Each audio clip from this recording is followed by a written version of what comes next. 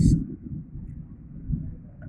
നമ്മൾ ഇന്ന് ചർച്ച ചെയ്യാൻ പോകുന്ന വിഷയം എന്താ വെച്ചാൽ, നമ്മളെ ഡിഗ്രി മീഡിയ ചാനൽ തുടങ്ങിയത് തന്നെ കുട്ടികൾക്ക് കാലിക്കറ്റ് യൂണിവേഴ്സിറ്റിയുടെ കുറച്ച് സാക്ഷരത ഉണ്ടായിക്കോട്ടെ എന്ന് കരുതിയിട്ടാണ്.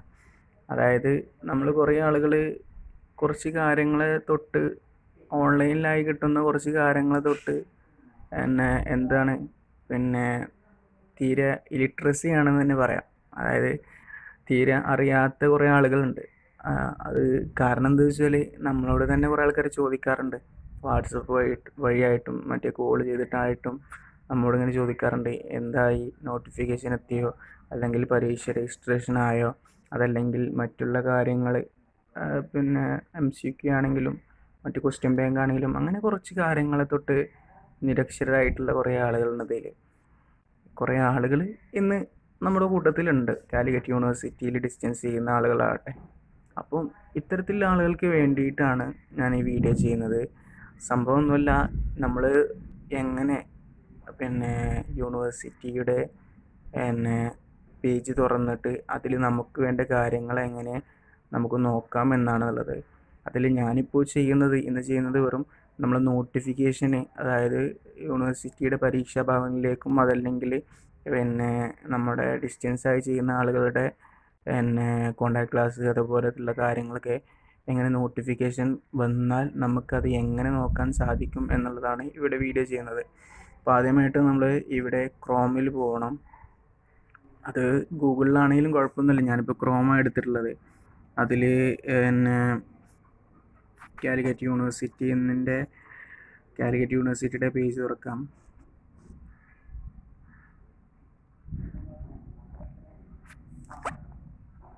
ഇപ്പോൾ കാലിക്കറ്റ് യൂണിവേഴ്സിറ്റിയുടെ പേജ് തുറന്നു വന്നിട്ടുണ്ട്.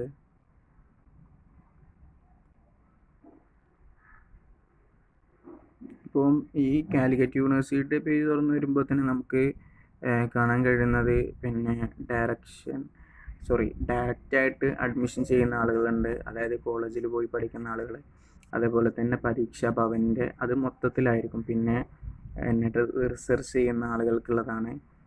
അതേപോലെ തന്നെ ഡിസ്റ്റൻസ് ചെയ്യുന്ന ആളുകൾക്കുള്ള, അതായത് പുറത്ത് നിന്ന് പഠിക്കുന്നവർ, വേറെ ഇൻസ്റ്റിറ്റ്യൂഷനിൽ പോയി പഠിക്കുന്നവർ, അവർക്ക് വേണ്ടിയിട്ടുള്ള നോട്ടിഫിക്കേഷനും അവരുടെ സ്റ്റഡി മെറ്റീരിയൽ മറ്റുള്ള കാര്യങ്ങളൊക്കെ ഉള്ളതാണ് ഈ ഡിസ്റ്റൻസ് എഡ്യൂക്കേഷൻ.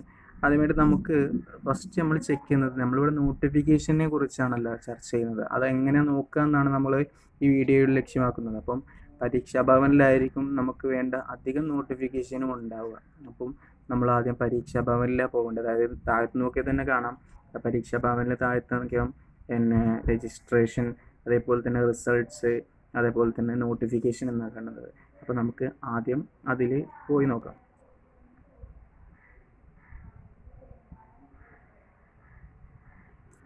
ഇപ്പോൾ തുറന്നു വരുന്ന ടാബ് എന്നുള്ളത് ഒരു പരീക്ഷാ ഭവൻ്റെ, ഏതൊരു യൂണിവേഴ്സിറ്റിക്കും ഉണ്ടാവുന്ന ഒരു സംഭവമാണ് പരീക്ഷാ ഭവൻ എന്നുള്ളത്.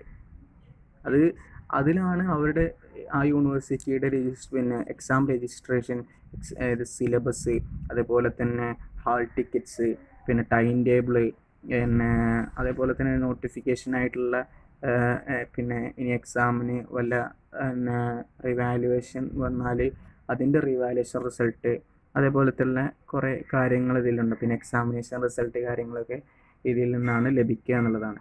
അപ്പം നമുക്കിന്ന് പരീക്ഷാ ഭവനുമായിട്ടുള്ള എന്തെങ്കിലും എന്തെങ്കിലും സംശയം ഉണ്ടെങ്കിൽ മുകളിൽ കാണുന്ന നമ്പറിൽ നമുക്ക് വിളിച്ചു നോക്കാം. അവർ ഏത് രീതിയിലാണ് വേണ്ടതെന്നുള്ളത് നമുക്ക് പറഞ്ഞു തരും. ഈ മുകളിലത്തെ നമ്പർ വേണമെങ്കിൽ വേണമെങ്കിൽ നോട്ട് ചെയ്ത് വെക്കാം. അതുപോലെ തന്നെ ഇപ്പം നമ്മൾ ചെയ്യുന്നത് വേറെ ഒന്നുമല്ല, നോട്ടിഫിക്കേഷൻസ് ആണ്. കാണുന്നതുണ്ടല്ലോ, online registration, examination result, revaluation result, notification. അപ്പോൾ ഈ നോട്ടിഫിക്കേഷൻ നമ്മൾ ക്ലിക്ക് ചെയ്ത് കഴിഞ്ഞാൽ നമുക്ക് കാണാൻ കഴിയുന്നത് പരീക്ഷാ ഭവൻ നോട്ടിഫിക്കേഷൻ എന്ന് കാണാം.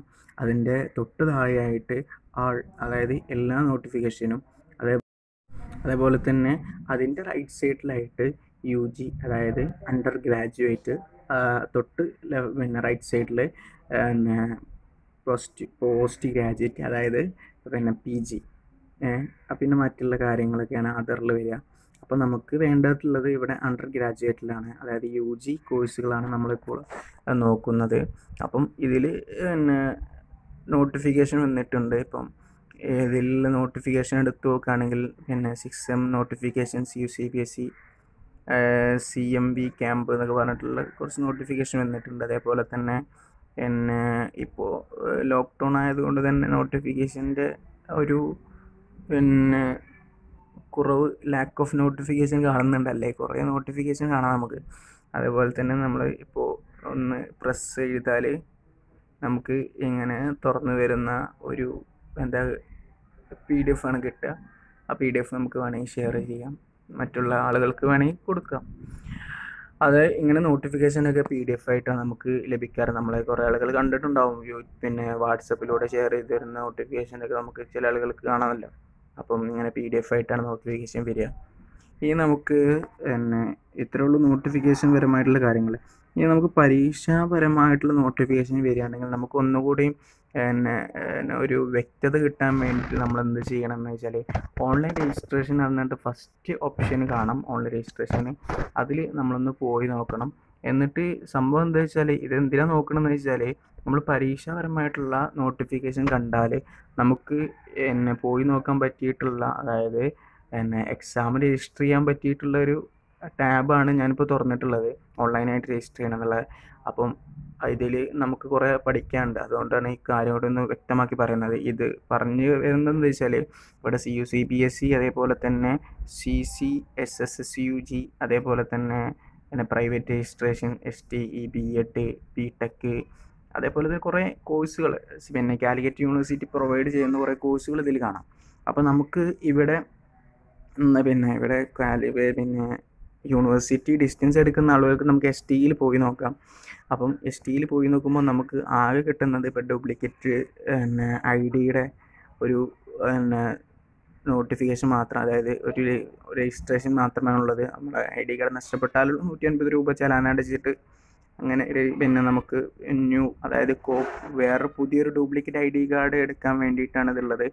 അപ്പം ഇതിൽ ഞാൻ പറയുന്നത് വെച്ചാൽ, ഇത് നമുക്ക് പേർപ്പസ് കോഡ് ഉള്ളത് വേറെ, നമുക്കിനി രജിസ്ട്രേഷന് വല്ലതും വന്നാൽ നമുക്ക് പേർപ്പസ് കോഡ് അത്യാവശ്യമാണ്. അപ്പോൾ ഈ പേയ്മെൻറ്റ് ചെയ്യുന്ന അവസരത്തിൽ നമ്മൾ പേർപ്പസ് കോഡ് അത്യാവശ്യമാണ്. അതേപോലെ തന്നെ ലാസ്റ്റ് ഡേറ്റ് നമ്മൾ നോക്കണം, അതായത് ഫൈനില്ലാത്ത ലാസ്റ്റ് ഡേറ്റ് ഉള്ളത്. അതേപോലെ തന്നെ ഫൈനോട് കൂടി, ഇനിയിപ്പോൾ ഒരു പക്ഷേ ആ ടൈമിൽ നമുക്ക് അടക്കാൻ കഴിഞ്ഞില്ലെങ്കിൽ ഇനി ഫൈനോട് കൂടിയിട്ടുള്ള ലാസ്റ്റ് ഡേറ്റ് എന്താണെന്ന് നോക്കാനുള്ളതാണ് അതിൻ്റെ റൈറ്റ് സൈഡിലുള്ളത്. പിന്നെ അതിൻ്റെ റൈറ്റ് സൈഡിലുള്ളത് പേയ്മെൻറ്റ്, അതായത് സൂപ്പർ ഫൈനോട് കൂടിയിട്ട് നമ്മൾ പിന്നെ അത് പിന്നെ ഇങ്ങനെ കുറച്ച് ആളുകളുണ്ടാവും, ലാസ്റ്റിക്കായിട്ട് നിൽക്കുന്ന കുറച്ച് ആളുകളുണ്ടാവും. അപ്പോൾ അവർക്ക് യൂണിവേഴ്സിറ്റി കൊടുക്കുന്ന ഒരു ഓഫറാന്ന് കരുതാം, സൂപ്പർ ഫൈനോട് കൂടിയിട്ടുള്ള ഒരു പിന്നെ കോളം നമുക്ക് അതിൻ്റെ തൊട്ട് റൈറ്റ് സൈഡിൽ കാണാം. പിന്നെ അപ്ലിക്കേഷൻ അവിടെ സമർപ്പിക്കേണ്ട, അതായത് പിന്നെ നമ്മൾ യൂണിവേഴ്സിറ്റിക്ക് സമർപ്പിക്കേണ്ട ലാസ്റ്റ് ഡേറ്റ് ആണ് ഇവിടെ ലാസ്റ്റ് അപ്ലിക്കേഷൻ എന്ന് പറഞ്ഞ് കൊടുത്തിട്ടുള്ളത്. ഇത്രേ ഉള്ളൂ, ഇതാണ് നമ്മൾ ചെയ്യേണ്ടത്. നമ്മൾ പിന്നെ ഇത് പിന്നെ പരീക്ഷാപരമായിട്ടുള്ള നോട്ടിഫിക്കേഷൻ എന്തെങ്കിലും വന്നാൽ നമുക്ക് ഇത് ചെയ്യാം, എത്രയേ ഉള്ളൂ. ഓക്കെ, ഇനി നമുക്ക് നമ്മൾ ബാക്കിൽ പോയാൽ നമുക്ക് STEയുടെ, അതായത് ഡിസ്റ്റൻസ് എഡ്യൂക്കേഷൻ്റെ നമുക്ക് നോക്കാം. അതിലുമുണ്ട് നോട്ടിഫിക്കേഷൻ, സിലബസ്, സ്റ്റഡി മെറ്റീരിയൽ പറഞ്ഞ പോലെ തന്നെ. അപ്പം അതിലൊന്ന് കയറി നോക്കിയാൽ നമുക്ക് എങ്ങനെയാണ് പിന്നെ ചിലപ്പോൾ ചില നോട്ടിഫിക്കേഷൻസ് STE, അതായത് ഡിസ്റ്റൻസുമായിട്ട് ഡിസ്റ്റൻസിൻ്റെ പരമായിട്ടുള്ള കാര്യങ്ങൾ വരുമ്പോൾ ചിലപ്പോൾ ഇതിലേക്കരം അധികം കാണാൻ കഴിയുക. അപ്പം ഇവിടെ നോട്ടിഫിക്കേഷൻ നമ്മൾ എടുത്ത് നോക്കിയാൽ ഇതാണ് പിന്നെ ഇവിടുത്തെ നോട്ടിഫിക്കേഷൻസ് ഉണ്ടാവുക.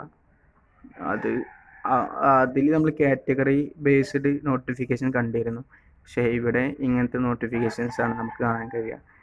ഇത്രയേ ഉള്ളൂ നമ്മൾ ഈ നോട്ടിഫിക്കേഷൻസും കാര്യങ്ങളൊക്കെ നോക്കാൻ. നമുക്ക് ഏതൊരു ആളുടെയും ആൻഡ്രോയിഡ് മൊബൈലോ അതല്ലെങ്കിൽ ഒരു വിൻഡോസ് സിസ്റ്റമോ ഉള്ള ആളുകൾക്ക് സിമ്പിളായിട്ട് നമുക്ക് എന്ത് നോക്കാം, നോട്ടിഫിക്കേഷൻസ് നോക്കാം. അതല്ലാതെ മറ്റുള്ളവരോട് പോയിട്ട് എന്തായി പരീക്ഷ എന്തായി എന്നൊന്നും ചോദിക്കേണ്ട ആവശ്യമില്ല എന്നാണ് ഞാൻ വിചാരിക്കുന്നത്. പക്ക സിമ്പിൾ. ഞാനിപ്പോൾ അടിച്ചു നോക്കിയത്, അതായത് സെർച്ച് ചെയ്ത് നോക്കിയത് നിങ്ങൾക്ക് മനസ്സിലായിട്ടുണ്ടാവും. പക്ക സിമ്പിൾ എന്ന് പറഞ്ഞാൽ നമുക്ക് കൈകാര്യം ചെയ്യാൻ കഴിയുന്ന രീതിയിലാണ് എല്ലാ സിസ്റ്റവും ഉള്ളത് ഇപ്പോൾ അവൈലബിൾ ആയിട്ടുള്ളത്. അപ്പം എല്ലാവരും നമുക്ക് ഈ വീഡിയോ മനസ്സിലായിട്ട് പിന്നെ നമ്മുടേതായിട്ടുള്ള കാര്യങ്ങളിലേക്ക്, അതായത് സ്വയം പിന്നെ കാര്യങ്ങൾ ചെയ്യാൻ നമ്മൾ പ്രാപ്തരാവണം എന്നൊരു മൈൻഡിൽ വേണ്ടിയിട്ടാണ് ഞാൻ ഇത് ചെയ്തിട്ടുള്ളത്. അപ്പം എല്ലാവർക്കും മനസ്സിലായി എന്ന് കരുതുന്നു. ഇനി വല്ല സംശയങ്ങളും കാര്യങ്ങളും ഉണ്ടെങ്കിൽ കമൻറ്റ് ബോക്സിലിടാം. എന്നാൽ ഗുഡ് ബൈ.